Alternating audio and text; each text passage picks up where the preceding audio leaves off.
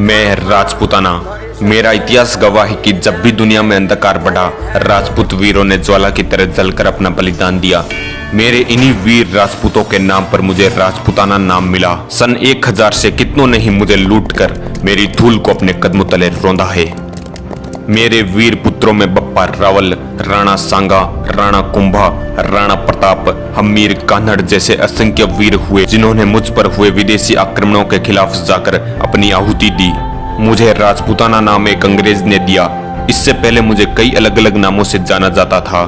मेरी मिट्टी को राजपूतों ने अपने खून से सींचा है, इसलिए मुझे राजपूताना नाम मिला। आज मैं आपको अपने इतिहास में लेकर चलता हूँ और सुनाता हूँ अपनी कहानी। आजादी से पहले तक मेरा आकार और भी बड़ा था। मुझ में 19 रियासतें शामिल थी, जिनमें बीकानेर, जैसलमेर, मारवाड़, जयपुर, मेवाड़, हाड़ौती आदि रियासतें प्रमुख थी। इन्हीं में से एक रियासत थी मेवाड़, जिसने सदियों तक मुझ पर हुए आक्रमणों को रोके रखा। 8वीं शताब्दी में अरबों ने मुझ पर धावा बोला। मैं डर गया कि कहीं अरब मुझ पर कब्जा ना जमा ले, लेकिन अभी मेरा एक वीर पुत्र जीवित था। मेरे इस पुत्र का नाम था बापा। जब बापा मेवाड़ का स्वामी बना तो उसने रावल की उपाधि धारण की, इसलिए लोग उसे बापा रावल के नाम से पुकारते थे। मेरे पुत्र ने अरबों से भीषण युद्ध किया और अरबों को खुरासान तक खदेड़ दिया। मेरे पुत्र ने 57 मुस्लिम राजकुमारियों से विवाह किया। बापा के बाद मेवाड़ में अनेक राजपूत वीरों ने सदियों तक मेरी रक्षा की। मेरी जमीन पर सैकड़ों छोटे बड़े किले बने हुए हैं, जिसमें चित्तौड़गढ़ प्रमुख है। यह वही किला है जहां पर राणा प्रताप का बचपन बीता। थार का रेगिस्तान मेरा ही भाग है, लेकिन मेरे पुत्र इतने बुद्धिमान थे, उन्होंने सदियों पहले इस बंजर भूमि में शहर के शहर बसा दिए। इनमें जैसलमेर प्रमुख है। यह किला मेरे पुत्र भाटियों ने बनाया था।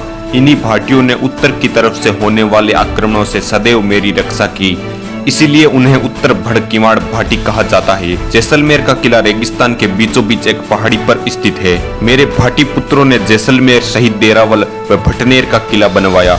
देरावल पहले मेरा ही भाग था, लेकिन वर्तमान में यह पाकिस्तान में चला गया है। जब तैमूर लंग ने मुझ पर आक्रमण किया तो इसी भटनेर किले ने मेरी रक्षा की। मेरा इतिहास खूनी लड़ाइयों से भरा हुआ है।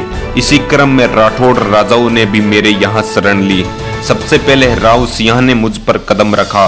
जब खिलजियों ने मुझ पर आक्रमण किया तो राव सिंह मेरी रक्षा के लिए अपने प्राणों का उत्सर्ग करते हैं।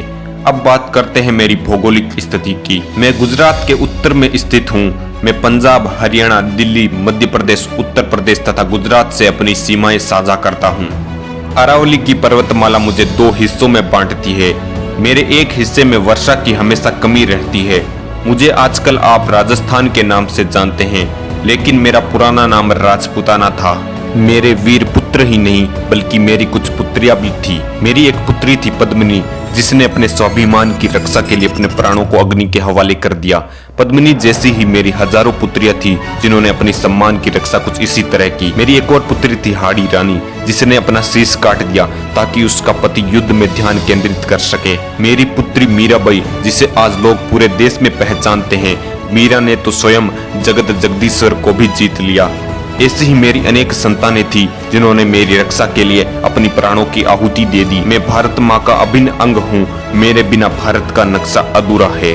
जय हिंद, जय भारत।